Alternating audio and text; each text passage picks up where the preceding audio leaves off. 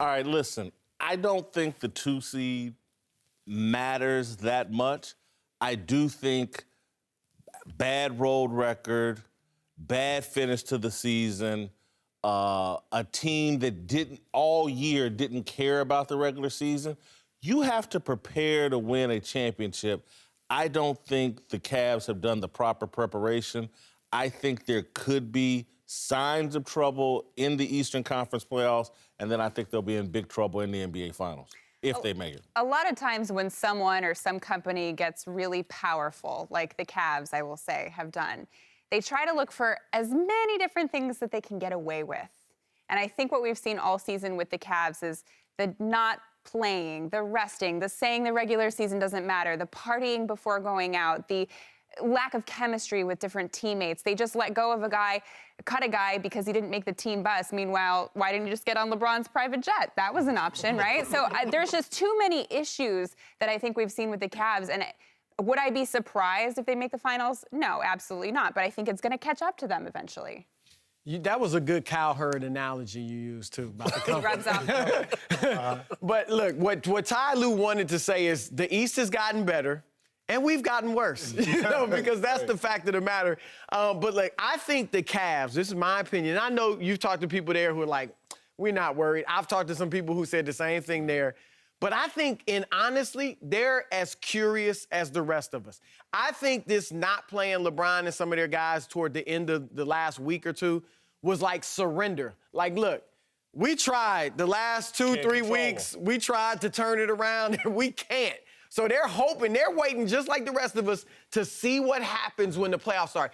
Do we ignite a fire and start playing like we think we can? Or is this now who we are? I think they're wondering, too. Well, here's the thing, too. Keep in mind that the biggest challenge to me with this Cavs team is internally.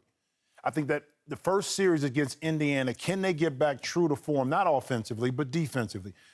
Washington poses a problem because they got 3 scorers that can go at you. Toronto does. So maybe their second-round series will be their toughest. I don't think Boston presents the same challenge. Let's say Boston gets to the final, Cleveland gets to the final. They don't provide the same challenges that face them if they play Toronto or Washington.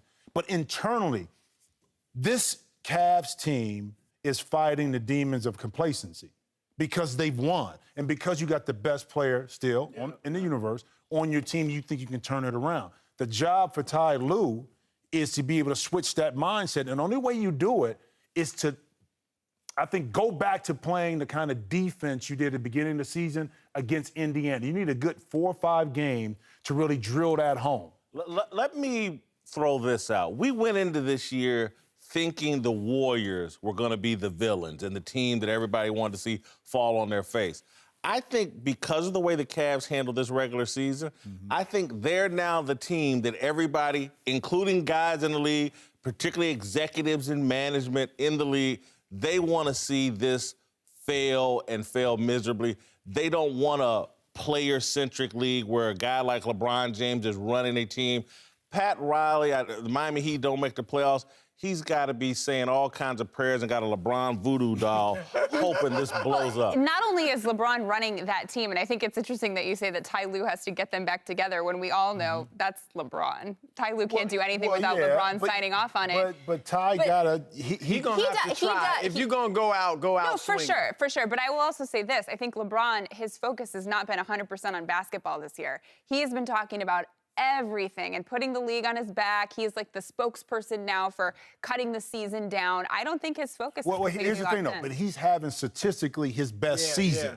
So a guy like LeBron, he's able to manipulate, compartmentalize things, and still handle his business on the basketball court. A lot of guys can't do that. You like that about a guy? Well, I do, because here's the thing. Again, with him, his biggest challenge is him, honestly.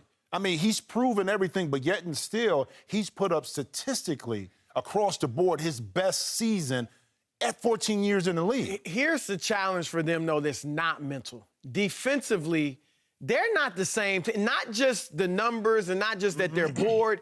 LeBron is not the defender he used to be, which is understandable in your 14th year. They are an old and a slow team. So they have to be on a string defensively. As a team, their execution has to be perfect because they don't have those great individual defenders that can just get it done. And I think with the injuries, with new faces on the team, that's why they don't have the chemistry defensively. And I think that's a real problem for them. Earlier this week, Caron Butler, I believe, said the problem is Kyrie and LeBron can flip a switch. What about the other guys? I think that's what we're all going to be waiting to see.